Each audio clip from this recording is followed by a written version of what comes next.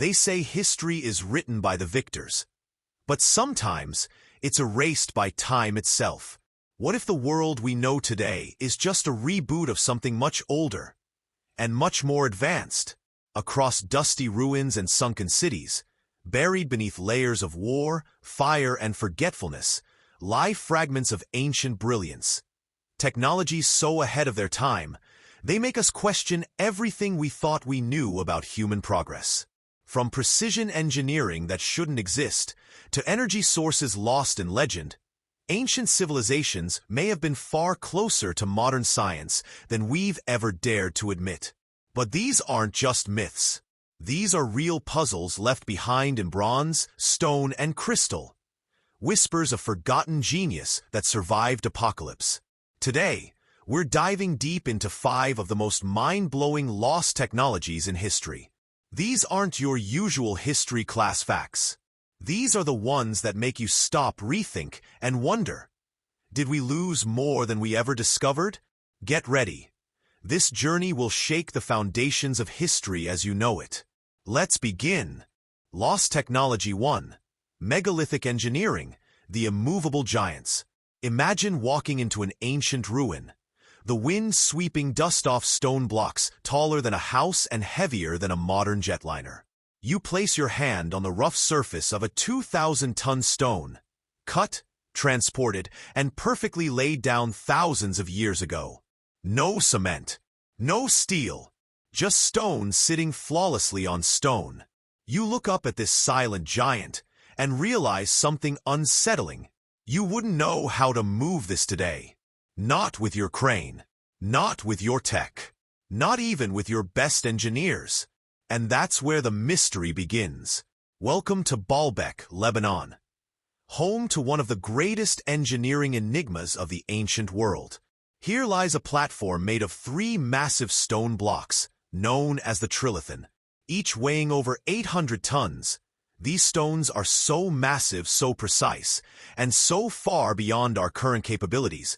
They force us to question the very idea of progress. We like to think we've advanced. We build smart cities and send rockets to Mars. But these stones? They're telling us that something about our story is missing. Now, Baalbek is just the tip of the iceberg. Let's hop over to Egypt. Everyone knows about the pyramids, right? But did you know they're built from over 2 million stone blocks, each weighing between 2 and 80 tons? And those blocks? They weren't placed randomly. They're aligned with such astronomical precision that you could set your compass by them. Some blocks are lifted over 150 feet in the air, and they've been standing there, untouched by time, for over 4,500 years. We've been told it was slaves, ropes, wooden sleds. But come on, really? Modern construction companies, even with cranes and concrete, wouldn't dream of replicating it today without blowing past their budgets and timelines. And yet somehow, someone did it. And they did it before we even knew what iron was. And that's not all. There's a site in Abydos, Egypt, called the Osirian. It barely gets a mention in textbooks, but it should, because this structure, dug below ground level, is made of 100-ton granite blocks that look like they were dropped there by gods. Some blocks still sit in perfect alignment. Others have shifted, reminding us that these weren't decorative stones. They were part of a full-blown subterranean construction project with a level of sophistication we still can't wrap our heads around. Now let's jump continents to Peru. Ever heard of Sacsayhuaman? No, you should. It's a mountain fortress made of megalithic stones carved into bizarre, interlocking shapes. Some stones weigh over 150 tons and fit together so tightly, not even a hairpin can slide between them. And they weren't shaped like bricks. They're like jigsaw puzzle pieces. No mortar, no gaps, just stone locking into stone, resisting time, earthquakes, and all logic. Now here's the kicker. The Inca didn't build it. They inherited it. Even their oral history says so. When the Spanish showed up, the Inca said, "This was here before us, built by a people who were closer to the gods." And honestly, it shows. So what's going on here? Why do we keep finding these impossibly massive constructions scattered around the world, cut, moved, and placed with surgical precision? Long before industrial machinery was invented, the usual explanation? Ropes, logs, muscle power, maybe some clever engineering. But if that's true, where are the prototypes? The test models? The oops moments? You don't just go from building mud huts to 1,000-ton megaliths like it's nothing. There had to be a build-up, a learning curve. But the record is silent, and that silence is loud. Some have suggested these ancient builders had knowledge we no longer possess. Maybe they understood leverage and balance in ways we've forgotten. Or maybe, just maybe, they were tapping into natural forces, sound, magnetism, energy fields. Things our modern science is only beginning to rediscover. Others point to legends. In ancient India, they spoke of Vimanas, flying chariots that could lift and move anything. In Egypt, the priests hinted at lifting with words. In Peru, the elders talk of stones that floated when the right chant was sung. It sounds crazy, until you stand in front of a 1,000-ton block sitting perfectly level on a mountain ridge and ask, how? And what about Coral Castle, built in Florida in the 20th century? A single man, Ed Leedskalnin, built a 1,100-ton stone complex by himself, without cranes or help. He worked at night, in secret. When asked how he did it, he just smiled and said he understood the laws of weight and leverage. Some believe he rediscovered a fragment of that lost knowledge. Others think it was something more mystical. Whatever it was, Coral Castle stands as a reminder. There are still mysteries left in the stones. Now, let's zoom out. Baalbek, Pisa, Sacsayhuaman, Allen Tambo, Osirian, Coral Castle. Different continents, different cultures, but eerily similar techniques. Massive stones, impossible logistics, precise alignments. Could it be they were connected? Maybe there was a global culture, far older than we imagine, that understood the Earth in a different way. Maybe they weren't advanced like us, with screens and machines, but advanced in harmony, in engineering, in spirit. Maybe what we call primitive was actually something more elegant, more refined, more aligned. But here's the thing. Mainstream archaeology doesn't like this theory. It messes with the narrative. The idea that civilization started in Mesopotamia around 3000 BCE, grew slowly, and culminated in us, modern humans, the geniuses with smartphones. But the stones tell a different story. A story that doesn't fit our neat timelines. A story of giants. Not mythical ones, but intellectual ones. People who mastered the art of the immovable and left us monuments, not to their egos, but to their knowledge. So the next time you walk through a museum or flip through a textbook that says, "Ancient man moved these stones with rope and wood," stop and ask yourself, would you bet your life on that? Because out there, quietly enduring time, are monuments that whisper a different truth. They don't beg for attention. They don't argue. They simply sit, unshaken and timeless. And maybe, just maybe, they're waiting for us to remember what we forgot. Lost technology too. Precision stone cutting and drilling. Tools lost to time. There's something deeply humbling about standing before a granite block in Egypt, running your fingers across its surface, and realizing you're touching not just stone, but mystery. A mystery carved thousands of years ago, with a precision that even today's advanced tools struggle to achieve. Welcome to the world of ancient stone cutting, a world where copper tools were supposedly used to slice through granite, one of the hardest stones on Earth, where smooth boreholes, saw marks, and mirror-polished surfaces whisper of a technology we've either misunderstood or completely forgotten. Because here's the truth no one likes to say out loud. This shouldn't be possible. Let's start in Giza, Egypt. Everyone knows about the pyramids, but few talk about what's around them. The stone artifacts that didn't quite make it into place, the ones lying nearby like abandoned blueprints. Take a walk near the Great Pyramid, and you'll find something strange. Stone blocks, massive granite ones, with deep circular drill holes.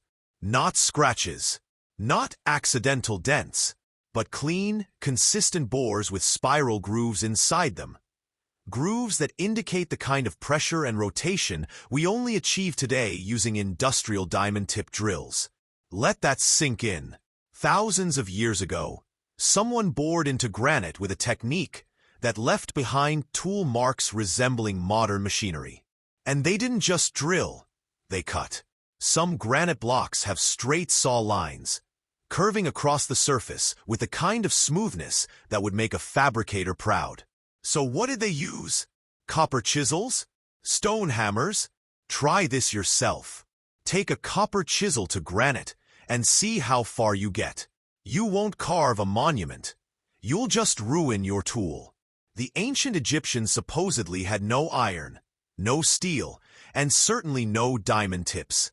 And yet the evidence is right there, in the stone. Something was being used, something that cut hard stone like butter. Now, to be fair, mainstream archaeology has offered explanations. Some say sand and patience did the trick. That workers poured sand into grooves and rubbed wooden saws back and forth until the stone gave way. Others say abrasion over months, even years, allowed them to slowly grind through. And sure, in theory, it might work. But in practice, these explanations fall short. Why? Because of the speed and depth of the cuts. Because of the precision of the boreholes. Because the tool marks suggest pressure that exceeds what sand and sweat could ever achieve. And because you don't leave spiral drill grooves, perfectly coiled, in granite unless you're using something mechanized. So again, we're left wondering.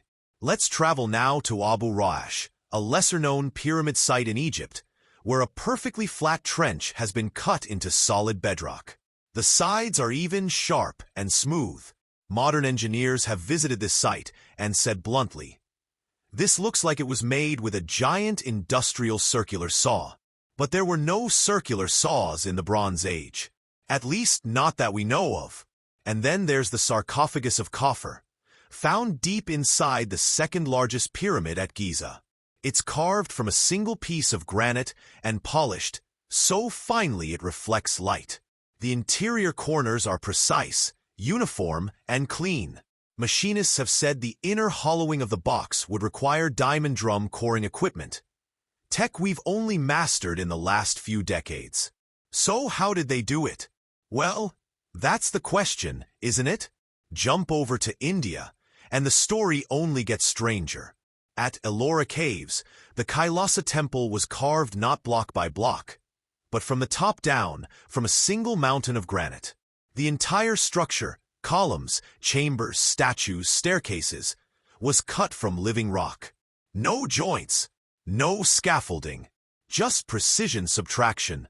Archaeologists say 200,000 tons of rock were removed to make Kailasa. But where's the debris?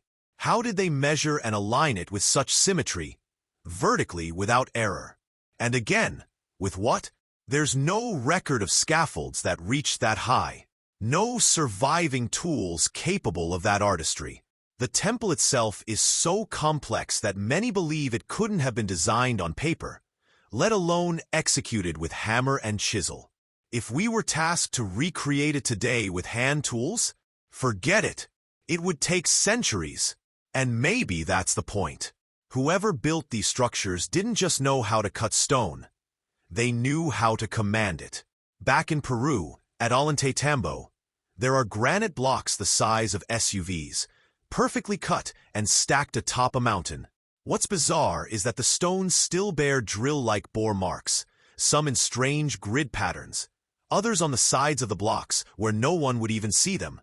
Why go through the effort of shaping invisible parts of a structure? Why polish hidden surfaces? Unless you had a tool that made it effortless. Unless precision was just second nature. And the questions don't stop there. In some sites across Egypt and South America, researchers have found signs of what they call thermal alteration. Stone edges that look melted, fused, or even recrystallized. Could this suggest high-temperature cutting? Like lasers or plasma tools? It's speculative, of course, but when you look at certain stone surfaces that appear glassy, smooth, and chemically altered, it makes you wonder if ancient people had an entirely different understanding of physics. One that's been buried with time. So what happened? Why don't we have these tools anymore? Well, history is full of fires. Libraries burned. Cities fell. Knowledge was erased not by accident, but often by force. The Library of Alexandria, gone. Takshashila, gone. Nalanda, burned for months. Invasion, colonization, and dogmatic religious zeal wiped out entire volumes of engineering, astronomy, and natural science. And with it, perhaps the instructions. What we see today might just be the relics of a world that vanished. A world where tools weren't just physical. They were tuned to nature, aligned with sound, resonant with frequency. In Vedic literature, there are references to mantras that could manipulate matter. In Egyptian myth, the god Thoth used sacred words to move stone. These aren't fairy tales. They're memories, echoes of a time when technology wasn't separate from the spiritual. When building a temple meant understanding vibration, energy, geometry, and the nature of consciousness itself. Now here's where it gets even more interesting. In modern labs, scientists have started exploring how sound waves, ultrasound, resonance, and vibration can move and shape matter. Even levitate it. Experiments in acoustic levitation show that sound can float tiny objects. Some say it's possible on a larger scale, with the right frequency, the right material, and the right resonance. Could this be what ancient builders knew? Not just how to cut stone, but how to work with it like a partner. And we're only scratching the surface. Some researchers believe the ancients had chemistry that allowed them to soften stone. Indigenous legends in Peru and India talk about plants and compounds that could melt rock like clay. When you look at some stone surfaces, they appear poured, molded, not carved. It's a theory, but one that fits the evidence better than hammers and hope. So here we are, standing in front of ruins that aren't ruined at all. They're masterpieces of engineering, elegant, efficient, eternal. Lost technology 3. Ancient electricity, the Baghdad battery, and beyond. Let's do a thought experiment. Close your eyes for a moment and imagine this. It's 2,000 years ago. No smartphones, no streetlights, no neon signs or buzzing power lines. The world is lit by fire, oil lamps, and the stars. Or so we've always believed. But what if that darkness wasn't universal? What if, in some pockets of the ancient world, light flickered not from flame, but from current? Sounds impossible, right? Then let's talk about the Baghdad battery. In 1938, a curious object was unearthed near modern-day Baghdad. It was simple: a clay jar, a copper cylinder, and an iron rod sealed with bitumen. Nothing fancy. But it wasn't the shape that mattered. It was the potential. Because when reconstructed, this unassuming jar could produce a voltage, just enough to power a small electric current. A 2,000-year-old battery. Now, official explanations say it may have been used for electroplating, coating metals with gold or silver. Others say it was a coincidence, a random object, a fluke. But here's where things get strange. There wasn't just one of these. Over a dozen similar jars have been found in the region, and their structure is perfectly suited to function as primitive galvanic cells. So what were they powering? What were the ancients doing with electricity? Let's widen the lens. Move from Mesopotamia to Egypt, deep into the Temple of Hathor at Dendera. Carved on its walls are engravings that baffle even the most rational minds. They show what appears to be a giant bulb, complete with a filament-like snake inside, connected by a cord to what resembles a power source.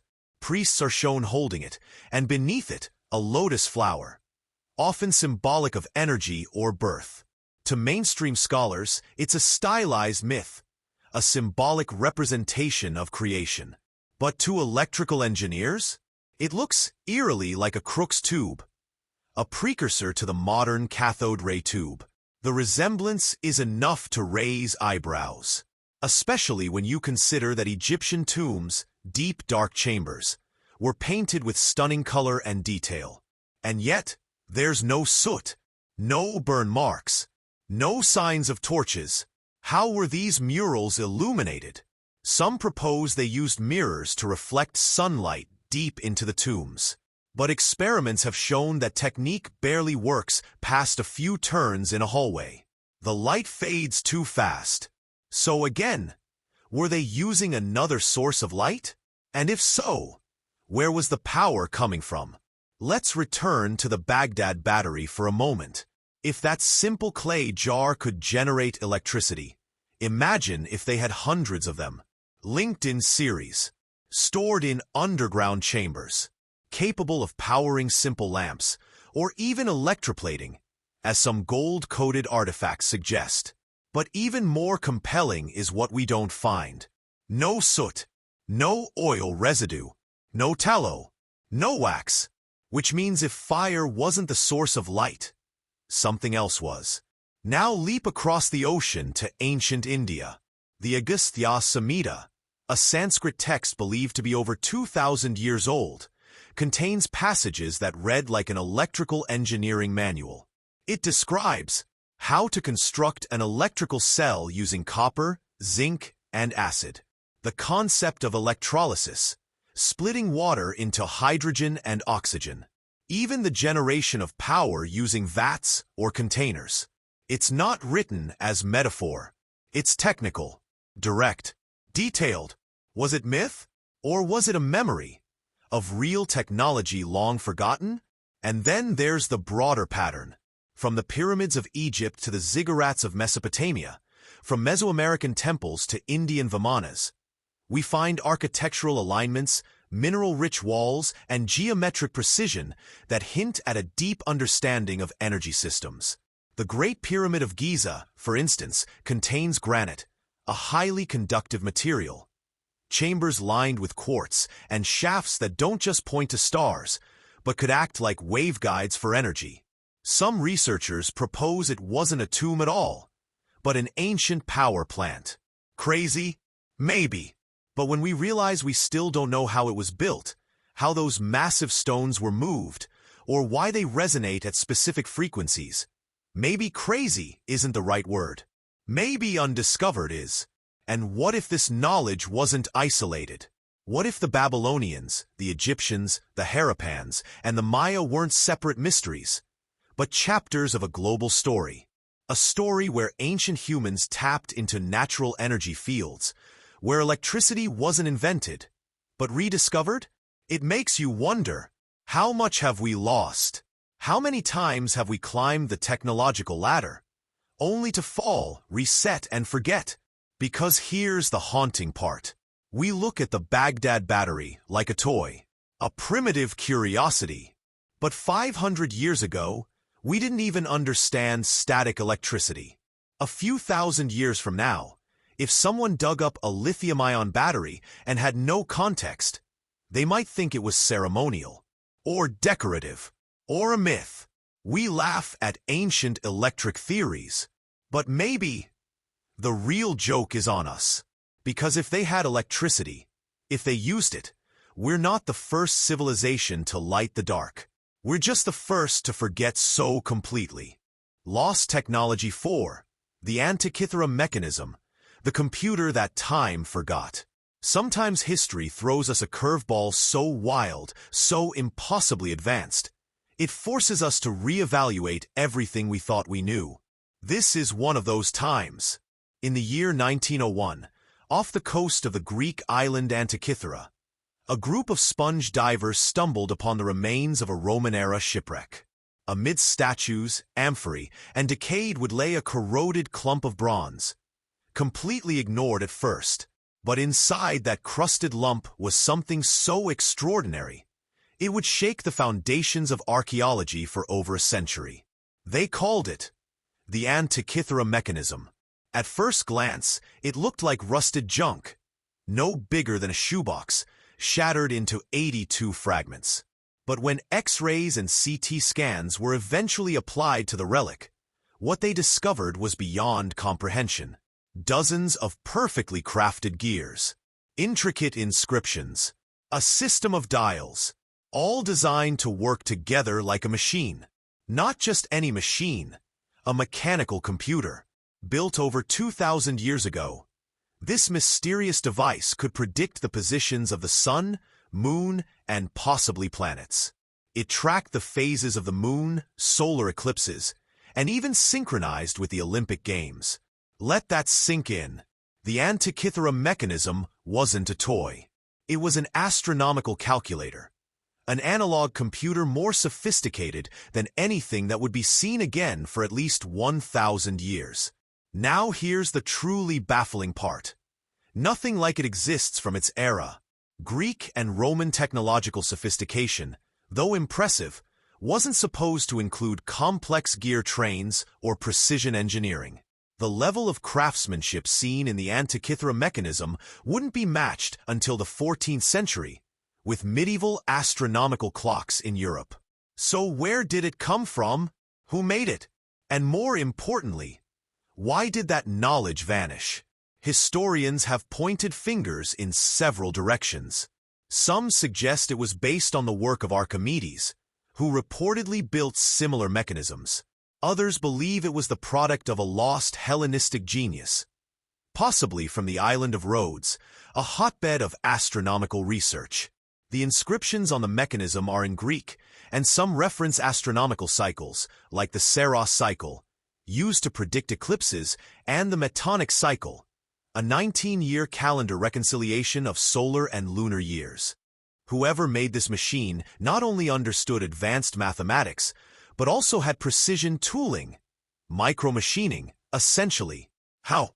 Where did they learn this? It's not just what the device does that astonishes, it's what it implies.